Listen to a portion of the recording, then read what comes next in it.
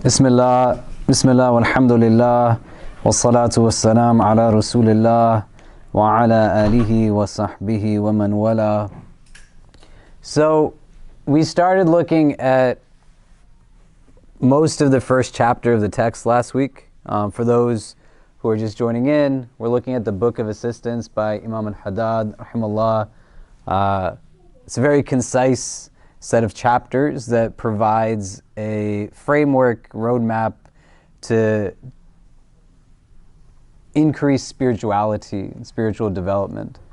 And so this first chapter that we've been looking at is on what's called yaqeen. Does anybody remember what yaqeen means, or kind of a baseline definition from what we've discussed in the last couple of sessions? Certainty? Certainty, yeah. And if we were to flesh that out, how would that kind of be something we relate to? Like if you were to define certainty, what does that mean in terms of like spirituality, religion, some of what we've been discussing?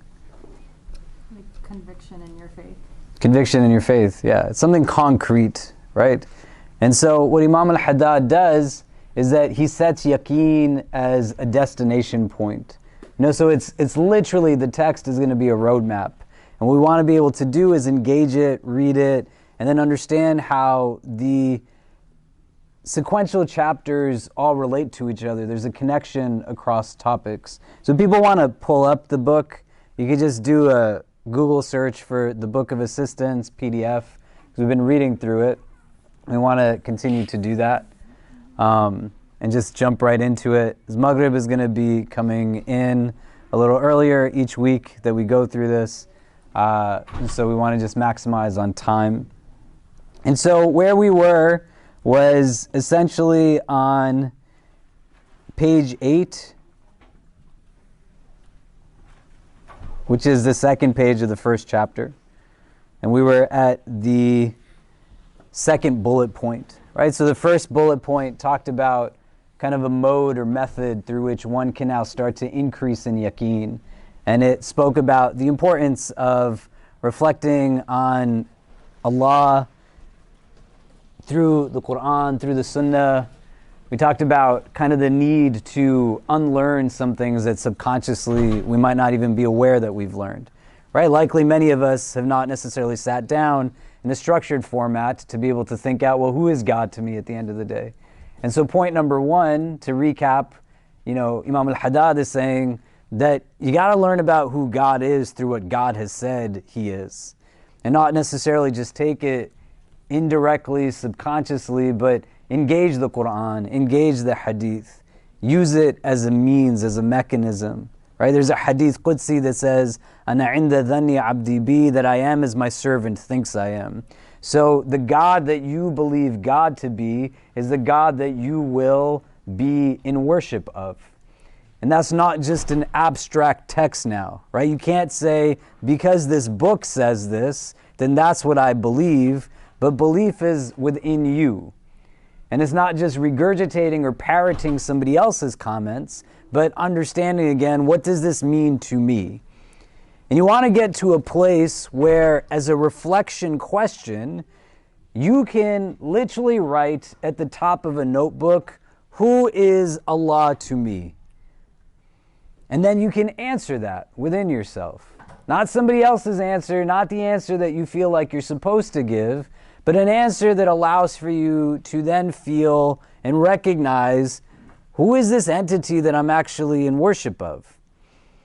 And it'll then help to create a recognition of an approach to religion, ritual, practice at the end of the day.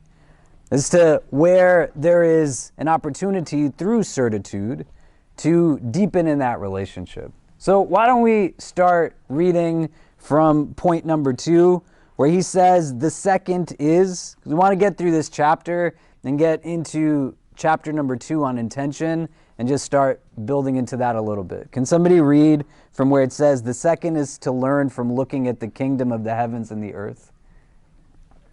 Anybody can start. Go for it. The second is to learn from looking at the kingdom of the heavens and the earth and the wondrous and astounding creatures that God made them teem with. that this brings about certainty is indicated by his saying, we shall show them our signs on the horizons and within themselves until it becomes clear to them that it is the truth. So, point number 2, what is it saying? So let's take a quick minute as people are trickling in. If you can turn to the person next to you, what is Imam Al-Haddad saying is point number 2? If we were to pull a practical step out of it, just for 2 minutes, in pairs, so 2 people. So everybody gets to talk and it goes quick. What is he saying in this paragraph? What are you pulling from it? And then we'll come back and discuss. If you don't know the person sitting next to you, just introduce yourself. If there's somebody sitting by themselves, just pull them into your pair.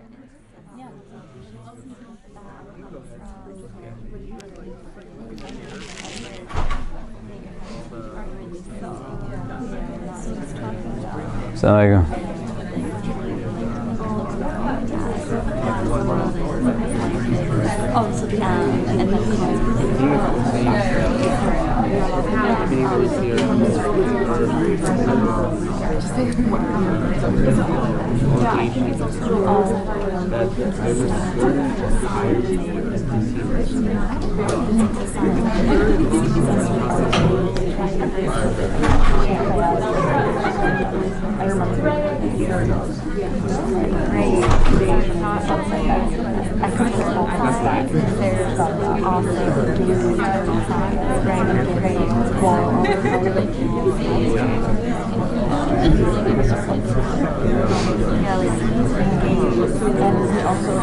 Not only do they create a word for you, but it also sort of stands out. You know what I mean? And then how do you so like we were just talking about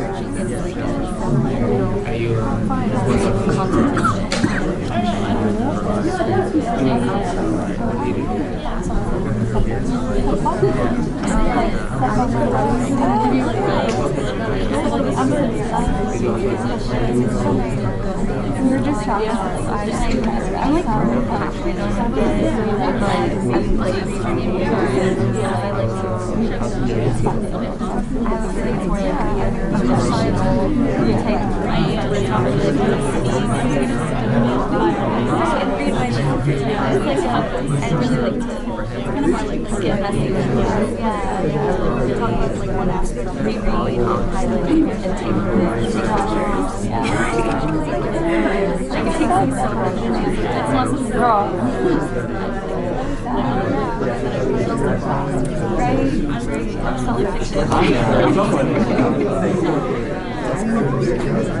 Okay, so what are some of the things we're pulling from this as a point now?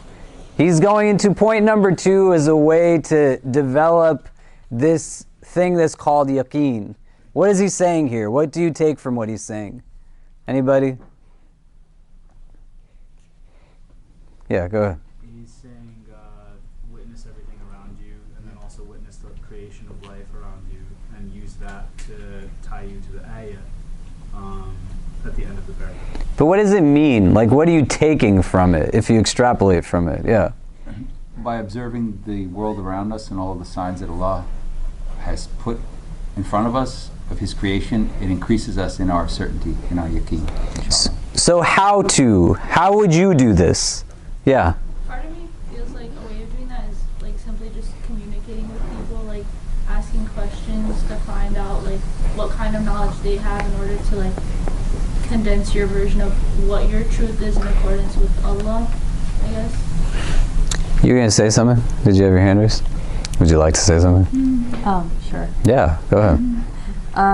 So we were just talking about like when you observe all the beauty around you and the intentionality of like how everything is created, and also just your ability to appreciate it. Like God didn't need to make everything so beautiful. Like for example, the sunset. I think Sheikh Fayaz gave that example a while ago, but He did, and we get to observe that and appreciate it, and that just is evidence of His existence. Yeah. So a key word in this is not wonder and creation, but the role that you and I play in being able to yield is the aspect that is observation. You want to be able to distill what this is as an actual practice. Because right now, all of us are seeing something. Correct? Like you are mostly looking at me. I'm sorry about that. But fundamentally, you're in a place where you can literally be seeing something, but it doesn't mean that it's actually doing anything for you. And the opportunity to gain in this kind of gaze, this kind of observation, necessitates understanding what has to happen in a matter of practice in order for one to get to this place, right? We sat down at the beginning of the halaqa, people are coming in. Aya showed us a beautiful picture of her nephew Muhammad, right? May Allah preserve him. All day you walk past babies. You could sit on an airplane and a baby is crying. You could be in a place where you're at a restaurant and a baby just went to the bathroom or the diaper is being changed next to you. You could walk down the street and there's somebody nursing their child. The challenge there is one of kind of the presentation of it as such, but also the mode that you're in to be able to really take from the beauty of that child, right? Nobody is going to be in a place where they say, man, that baby screaming on that plane is so ugly. Unless you're a horrible person and you find children to be ugly. And even if you find adults to be ugly, then there's something your heart is telling you about yourself. Because everyone has beauty in them. But the opportunity to now be in a place where we are seated, it's not that the rest of my sensory perception is challenged. I'm half asleep on a flight after Fajr. I've heard my own children cry. I'm not trying to hear somebody else's kid cry. I haven't eaten anything on this plane. For some reason, they thought that people wouldn't bring suitcases on the plane, and we're bringing them and they're telling us there's no room for everything is causing irritation. That's not observation. You see the child, but you're not seeing it for what it is. You're seeing it through everything else that's agitating you inwardly. Versus I'm sitting now in a place, there's stillness, the image is presented to me, all I'm doing is focusing on the child. And I can see his beauty in its entirety. Do you get what I'm saying? How do you create for yourself a mode of observation in that way? And I want you to think about this, and I'm going to give you some insight to add to what it is, because it's not about being away from the world or away from reality, right? Sohaib and I and two other guys yesterday went to visit one of our students at NYU, whose name is Shahir. Make dua for him. He was in a really bad accident last week. It left him with some burns, but there was also some challenges that he explained to us, but very much so obvious that you go through an accident like that is traumatic.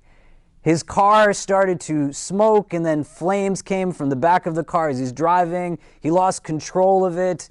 And as he's going through this, the lack of control had him go down a little cliff that he was driving on.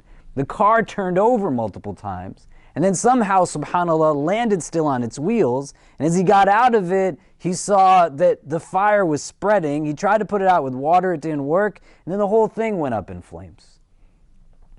That's not an easy thing to go through, right? And you correct me if I'm wrong, when we sat with him, he brought us water. He spoke to us as if he was in a place where it was we who should be thanked for coming to visit him. Rather, our prophetic guidance from our teachers, sallallahu alaihi wasallam, is that we have a responsibility to be able to go visit those who are in these states. How does he go through that and he's still able to be in a place where there's a sense of centeredness? Do you get what I mean? Or I'm looking at this picture, right? And I drove these guys, we took him out for dinner so that he could kind of get a little bit of a breather, dropped them home, took the car I bought from my brother-in-law, got back to my house at 1 o'clock in the morning. I didn't sleep so much, got my kids ready for school, prayed Fajr, everything. It's a normal routine. I want to still be able to sit here and find beauty in this picture. or beauty in the fact that somebody that I care about, through my extension of care for Aya, I care for the one that she cares for. Do you understand?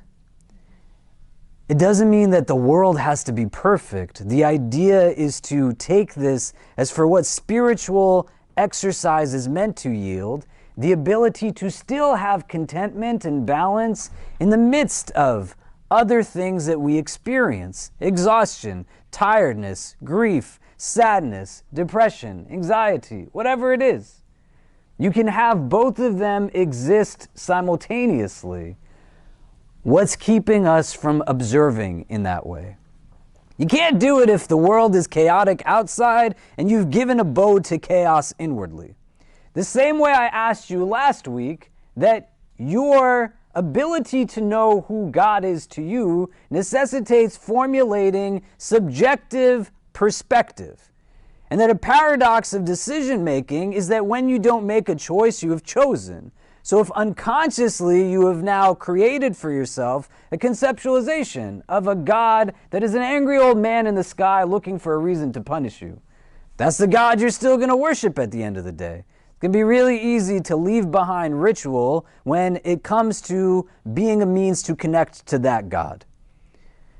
But when you can understand a God that is watching over you as opposed to just watching you, a God that loves you more than a mother loves his child, a God that wants to look for reason to accept from you rather than push you away, but it's an individual conviction. The same way you have to determine for yourself who fundamentally is the God that I believe God to be. And Imam Al-Haddad says, we'll start by looking at what Allah tells you about himself. And right from the onset, he tells you that he is Ar-Rahman, he is Ar-Rahim. These are not meant to be cliche statements, they're realities. That's what he's telling you he is in that initial introduction. So here too, you subjectively, it's not meant to be a lonely experience, but with people around you still, you be comfortable in knowing yourself, and you ask yourself, how do I find stillness in my routine? How do I allow for myself to have moments where I can actually enjoy some of the things that exist around me? And if you were truly to just look at the magnificence of the most minute of creation, as well as the most vast parts of creation, your routine as a Muslim is built around elemental relationships. Your prayer is attached to a cyclical pattern of the sun. You literally are told to look at the sun, look at the sky, for the most fundamental aspect of your worship, which is your salah. And may Allah make us those who are committed and steadfast to our prayers, and those who taste the sweetness that only salah can bring into our lives. When you make wudu, you're making wudu again through this elemental relationship. It's with water. And if you don't have water, it's not possible. There's circumstances, then you're making it with the earth, the dirt, through tayammum. But do you get what I'm saying? The challenge comes not in being able to see. If you are visually impaired, that's different, right? My eyes, I have a negative 10.5 prescription. And so by legal standards, I'm actually categorically impaired in that sense. My eye doctor told me the last few years my vision's getting better. And I thought I was like a superhuman. I was like, yeah, my eyes are getting good. And he's like, no, it means you're getting older and your muscles aren't working well and they don't strain themselves so much because they're weak. I was like, great. Thanks for making me feel like garbage, doctor. I appreciate it. It's not that kind of vision. You can see something. I want to see it differently. And the mode that the text is giving to you is not just an outcome that's devoid of the step to get there. But if you cannot create stillness, to reflect, to observe, doesn't mean that you just take a glance. But the same way you're all seated right now, some of you have been seated since 6 o'clock, some of you for the last 2 minutes, If you can sit still and pay attention to somebody wretched like me, you can sit still for a few minutes and watch the sunrise. Because nobody's debating its beauty. What we have to figure out is, why are you not looking at it? The birds don't know how beautiful their song is. The sun is not able to conceptualize its own beauty. The way that you can gaze at the stars in the sky, they don't know how luminous they are. You are the only creature in creation that has the capacity to not just observe, but appreciate that beauty. What's keeping you from being able to engage in that? Do you understand? Turn to the person next to you and answer that question. What's keeping me from looking at the sun when it rises?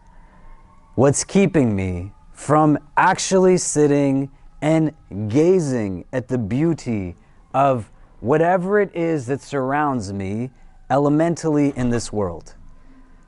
What's getting in the way that's making it hard for me to be active, deliberate in my observation? Does the question make sense? So let's turn to the person next to you. If you don't know them, share your name. Can we just move up and move in a bit so we're not clogging the doorway and giving people room to pray? And then we'll come back and discuss.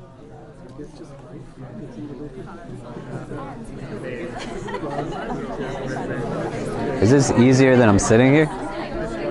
Yeah? Do you think people are getting the same experience? I'm not writing stuff down? No, but do you think it's still going fine without writing things down? Yeah? Okay.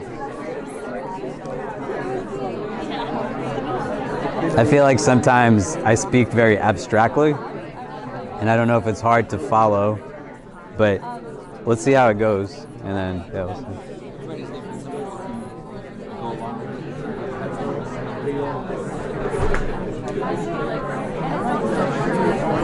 I'm going to stand for a second. My feet are asleep.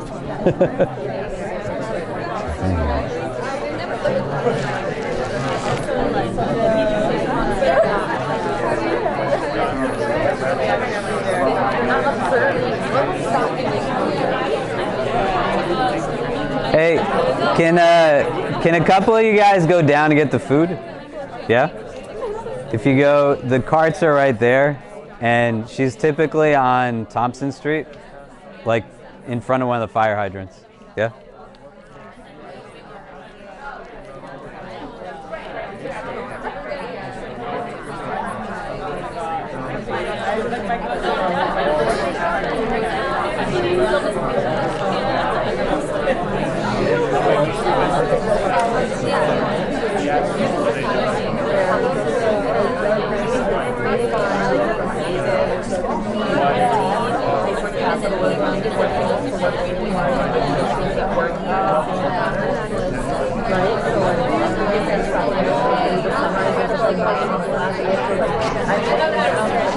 No, my foot's just asleep.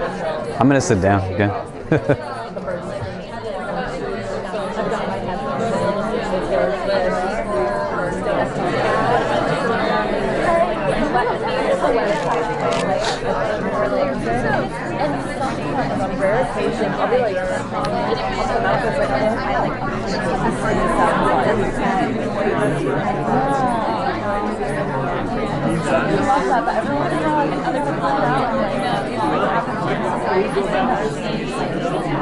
Okay. So, what gets in the way? What's keeping me from looking at the sun? Yeah. So, two things. One could be you take it for granted, perhaps, and another would be just like a natural tendency. I think a lot of people might have it, where you look at you notice bad things more than good things, and that leads you to taking good things for granted. Yeah, we all have a negative cognitive bias. That's just how it is, right? You feel more the impact of losing money than you do at making money. It hits you harder. A compliment doesn't impact you as much as a criticism does. It's the way your brains are wired, right? When we talk about intention, we're going to talk about it through a prism of consciousness, right? This is what it's rooted in. But these are a couple of things that get in the way. What else? What else gets in the way?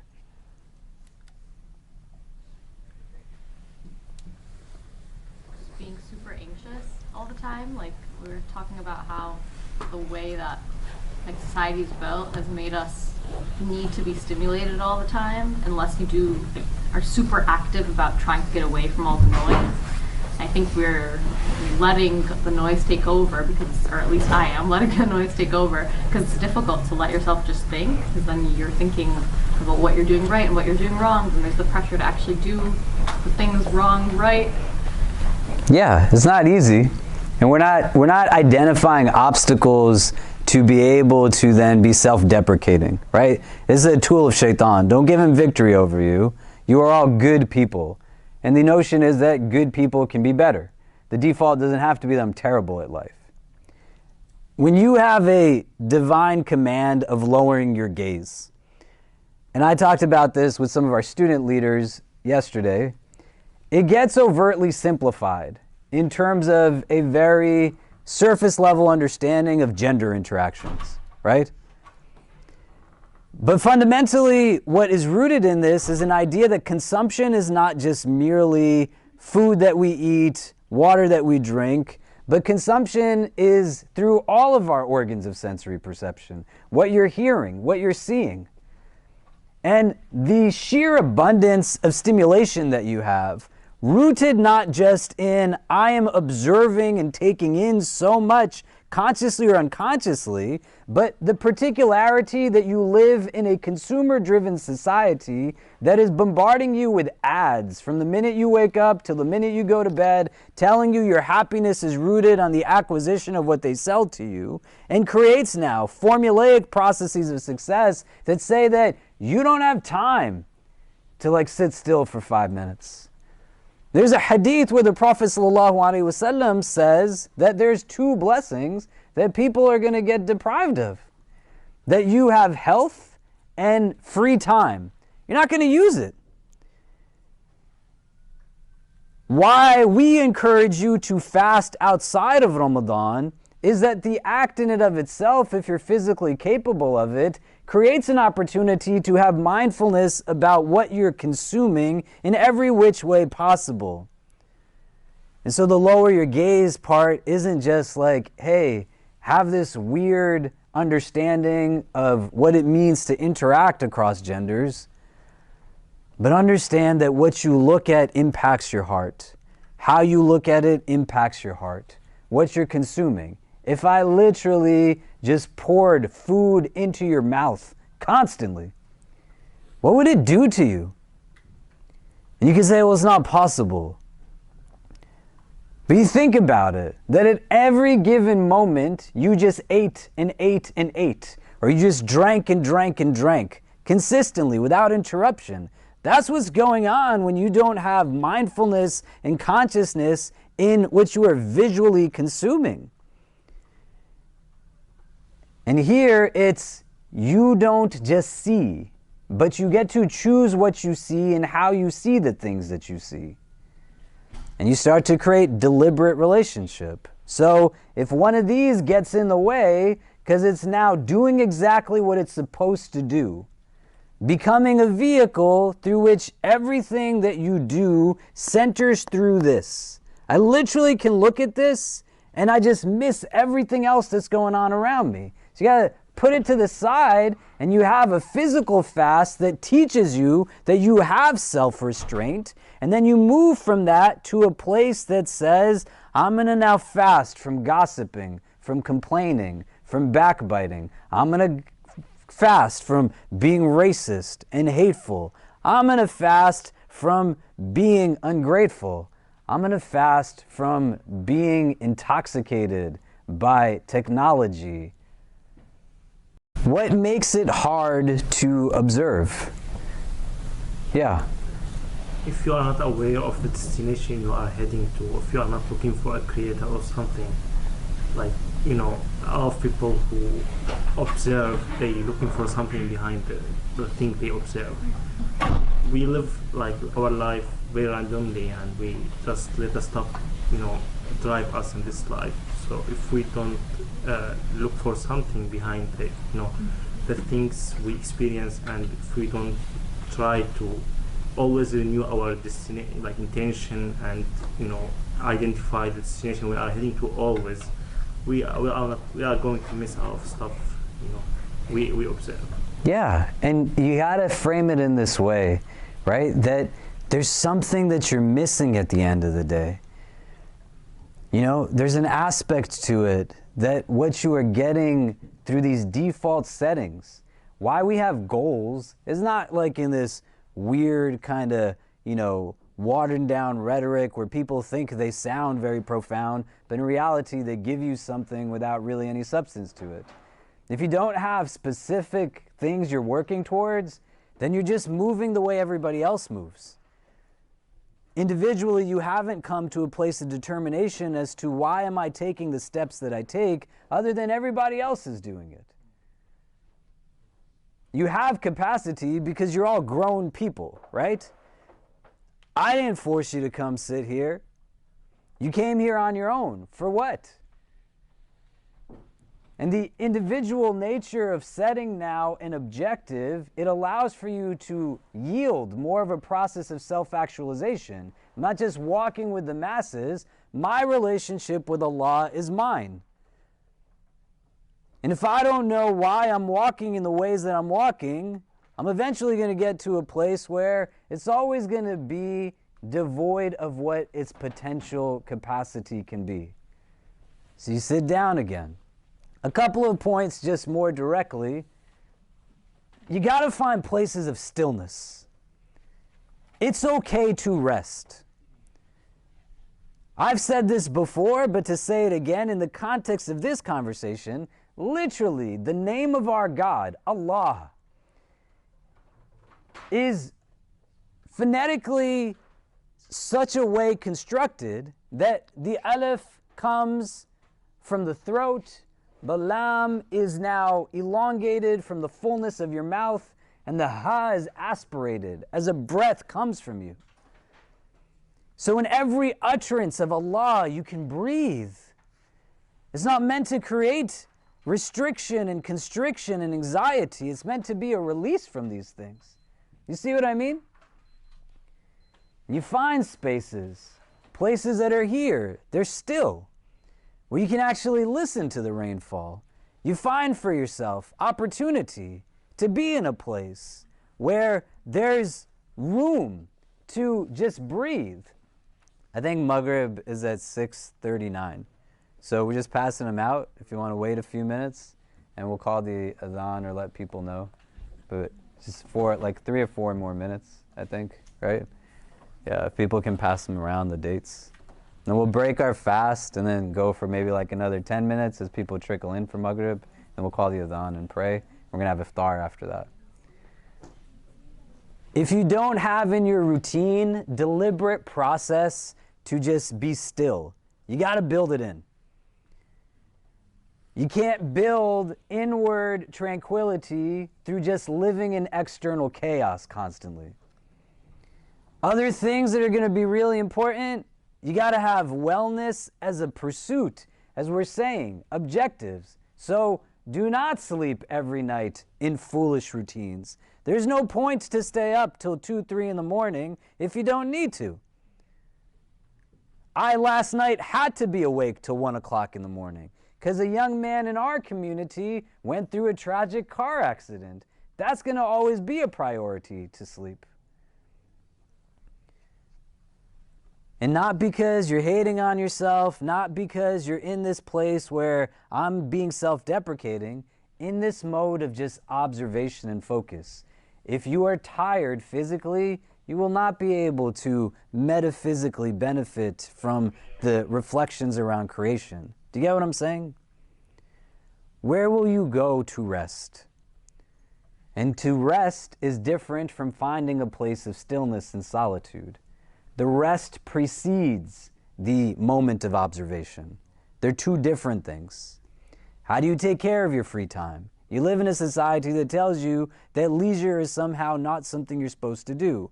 Or you have rhetoric religiously that tells you can't. How are there hadith where the Prophet ﷺ is racing his wife and playing a game with her? How are there instances where he's joking with his companions? Sallallahu ta'ala alayhi wasallam. How does he have the capacity to console a little boy whose pet bird died? Anybody who tells you that this is a religion that says that 24/7 you're just constantly in motion, on and on and on, and adopt this very reductive understanding that the most rigorous and hardest ways to approach religion is somehow the best and most pious, that's not necessarily how it works. Externally, we're taught to take the easier routes. Inwardly, you're going to have struggle. That's what mujahida is. There's going to be things that are hard. But it won't work if there's not deliberate modes. And one of the things that I'll posit, did everybody get a date who was fasting or not fasting? You need one? Yeah. Can we pass them around more? I think we have another box. Can I get one too? One of the reasons you don't do it, I don't do it, is nobody's taught us how to do it. The curriculum that you're exposed to does not tell you to take care of yourself. Religion quite often is just set up in these black and white constructs and doesn't allow for us to sit and be in a place where, let alone reflect, you're taught that you're not even supposed to ask questions all the time. So how would I get to a place? Can we give over here too? Anybody else need a date? Okay. We went into this much longer than I thought we would, and I'm sorry. We're supposed to go through the whole chapter and talk about intention. This is going to be a key opportunity for your own inward development as well as external, because how it works inside will then bleed into what's happening outwardly. Do you see? So if you can deliberately create for yourself an opportunity to embrace solitude, to find moments of stillness, and build into your routine deliberate modes of replenishment, you're going to get to a place where the practice of your faith is going to be different. Just really quickly, if we can read the next paragraph, and people want to just move in this way, people are trickling in. He says the third is to behave. Can somebody read it? Yeah, I can read it. Go ahead. The third is to behave according to what one believes, outwardly and inwardly, zealously, and to the limits of one's resources. But this thing about certainty is indicated by the saying, those who strive in us, we shall surely guide them to our ways. So the vehicle through which you can increase in a virtue is the virtue itself. You want to be more patient, then how you become more patient is by being patient. You want to become more grateful, then the way to become grateful is by being grateful. An example I like to use to illustrate this is with my son Kareem, who's now 7 years old. Many of you have seen him running around. He's a great kid, mashallah. He turned 1 in Singapore. We had gone to Malaysia and Singapore. My wife and I were giving some talks out there. And my daughter, at that point, was able to walk. She's turning 10 this year in December, and Kareem just turned 7 in August. You can do the math. And my wife and my daughter, one day, we were in Kuala Lumpur. They went in a food court to find something very healthy to eat. And my son and I walked over to where there was a Kentucky Fried Chicken in Malaysia. And as we're going now, my child, who is a New York baby, is crawling next to me as we're going, and he comes to a place now where we are situated, there's a small ramp that goes into the fried chicken place. Kareem's never seen a ramp in his life. He just turned 1. And so he doesn't know what it is, and he doesn't know how to engage it. And so as he comes to it, he looks at me. And I'm a terrible father, so I just said, figure it out. Kareem at 1 year old, he's a very kind of disproportionate baby in the sense he had big head, a really big rear end. The rest of him did not fit into his body. And so he turned his body around and took one of his feet and just put it onto the top of the ramp and then took it quickly away. He went back and forth like that a few times until he put the second foot on, and then slowly he started to mosey down backwards on this ramp that was like 6 inches off the ground. And then when he got to the bottom of it, he looked at me with a big smile on his face. And he just went up and down the ramp again a bunch of times, because why not? He could do it. The courage that he needed to go down the ramp could only be yielded by going down the ramp. We see this in the hadith. The Prophet ﷺ gets a gift of milk. Abu Hurairah radiallahu anh is with him, and other companions are also. He is now saying, sallallahu alaihi wasallam, let's pass it around for others to drink. Abu Hurairah says, I don't want to be the one to be chosen to pass it around, because then I'll be the last one to drink. And he's hungry too. And the Prophet picks him to pass the milk around, and he goes now from companion to companion to companion. Not just 2 or 3, but a large number of people. And then they come to the end, and the Prophet ﷺ and Abu Hurairah are the last ones who haven't drank. He gives it to the Prophet, and the Prophet says, you drink first. Abu Hurairah, to his astonishment, not only takes a full gulp of milk, but takes multiple gulps before the Prophet drinks also. And the Prophet, as a teacher, is teaching his companion, radiallahu anh, that the only way you can overcome doubt is by going through the act that is creating the doubt in the first place. The vehicle is the virtue itself. So what Imam Al-Haddad is saying here in the interest of time is that what you know to be true, then act upon it. The idea is to not have abstract knowledge that you then just utilize never in an act of foolishness. That's what it is. It's devoid of wisdom. So if you know that fasting yields for you a certain impact when you do it in Ramadan, the act of fasting, and then the opportunity comes for you outside to do it, why are you not doing it? And it's not a self-deprecating question, you got to answer the question. If you know it's different, the days that you wake up early, you get a certain amount of sleep at night, and you're not doing what you know yields you benefit, what is that telling you about you? And why do you want to be that version of yourself? If you know that greed is not good, if you know that gossiping is bad, if you are in a place where your belief tells you that Allah is your provider, He is your sustainer, He is the one that has put you in this world, He is the one that's going to take you out, why are you acting contrary to the belief, man? Do you get what I'm saying? And those moments of solitude are important because it's not just a button that I push that says, now I am happy, now I'm sad. But I got to really think about what are the things that are building inwardly that prevent me from going in what I know is what I should be in pursuit of. So it's not just as simple as do it and it gets done. But the ability now, as you get older, to understand that there will be the potential of an ever-increasing gap between what you know and acting upon what you know. As the world gets heavy, your heart becomes bitter. Life throws things in your face. You don't know what it is that you're supposed to do. Marriages don't work. You can't get married to begin with. You want to have kids. You don't get this job. Somebody passed away. You lost a loved one. Somebody hurt you. Somebody messed up your life. I'm sorry for all of those things. But you live in a world that doesn't allow for you to process, to express, to navigate. The next day you got to somehow just get up and go back to work and pretend like none of it hurt. Doesn't mean that it's not hurting. And it's going to make it easier to have that gap widened between what you know and what you act upon in terms of what you know.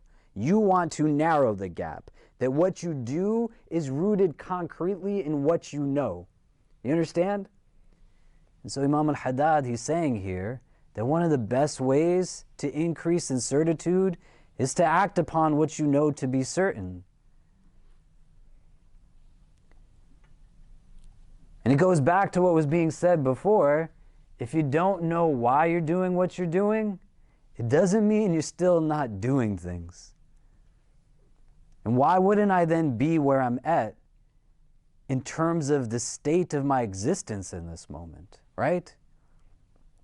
So I asked you last week, and this is one of those things. If you don't do the process, you won't get from it what can only be gotten by doing it.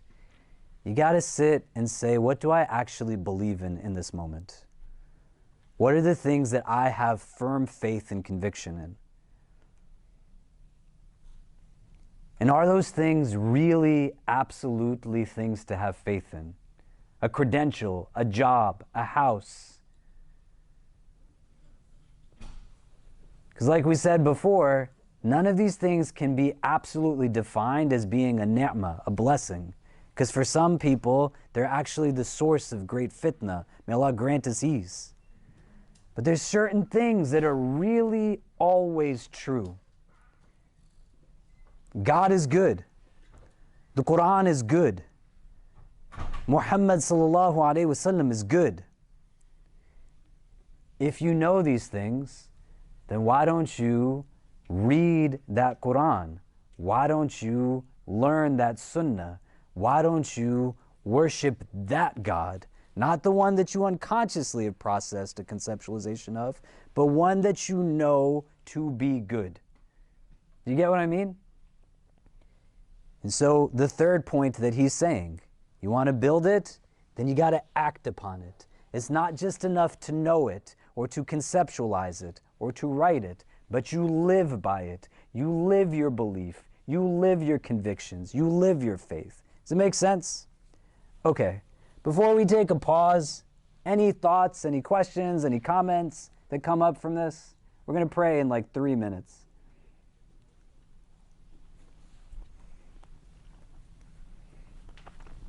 Can somebody recap for me the 3 points that he says in building certitude? What are they?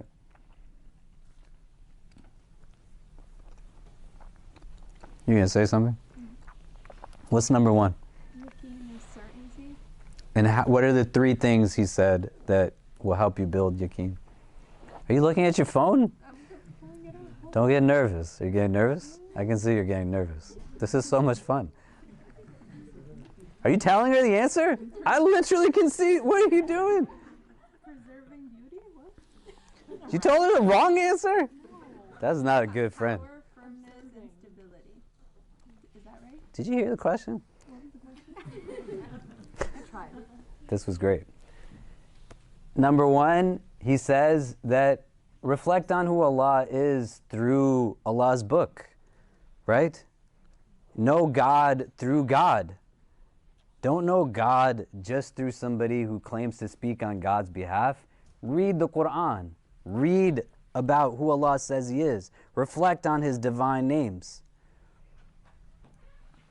2, engage in observation of just the beauty, that if you truly saw the awesomeness of God's creation and you just pondered upon it, like looking at it. I took my kids to Brooklyn the other day. We went to this brunch place called Milk and Honey. Has anybody been to it? It's really good, right? It's their second store. May Allah increase them and grant them tawfiq and make us those who always eat from a halal source. And we went there, and then afterwards we went to this bakery that wasn't really a bakery. It was kind of just a window. We didn't know you could order from the street, and we're stuck on the street, and it's raining like crazy, and there's a bee that's stuck between the window and the outside. And we got there because we didn't know what to do. It's raining and we're all huddled on this awning and we're looking at this bee and we're trying to tell the person inside, get the bee out, it's miserable. And so I magnified my camera on the bee against the window because it's literally right here in front of me, but it can't get to me. And then my kids looked at the intricacy of just the beauty of this creature. This is a part of creation that is specifically mentioned in the Quran. And they said, Baba, I've never seen the bee like this. And I said, well, usually it's because you're freaking out and throwing everything. So you're like, it's going to sting me in my face. But now they could just look at it and observe it. And they said, I didn't know that a bee looked like that. Do you get what I'm saying? And then third, you act upon the certitude, you act upon the conviction. This is why you have Iman and Aql connected in the Quran so much, right? Amanu wa amilu salihat. They go hand in hand. The knowledge is of value when you act upon it. You see what I mean? Does it make sense? Okay. If you can read the rest of this chapter, Imam Al-Haddad, he talks about different stages of yaqeen and what that means. He defines step 1 as faith, iman. Step 2 as actual yaqeen, certitude. Step 3, he talks about the yaqeen of the anbiya and the salihin, the awliya, as like a third stage. You can reflect on it. It's a few different paragraphs. We'll touch on it a little bit next time, but go into niyyah, intention, next week. Right? Because he gave the destination. In chapter 2, he's going to tell us that before you take a step, you got to know why you're doing what you're doing before you get into it. And then from there, we're going to go into a chapter on what he calls vigilance. The translator is called Murakaba in Arabic. Right? So between this Monday and next time we meet, if you just spend some time also looking up these concepts, what is niyyah? What is intention? What is Murakaba? Right? Murakaba essentially is you watching over your heart, so your heart watches over you. Right? You ignite it as an organ of cognition. It's present in this kind of visual perception that we're talking about of the world.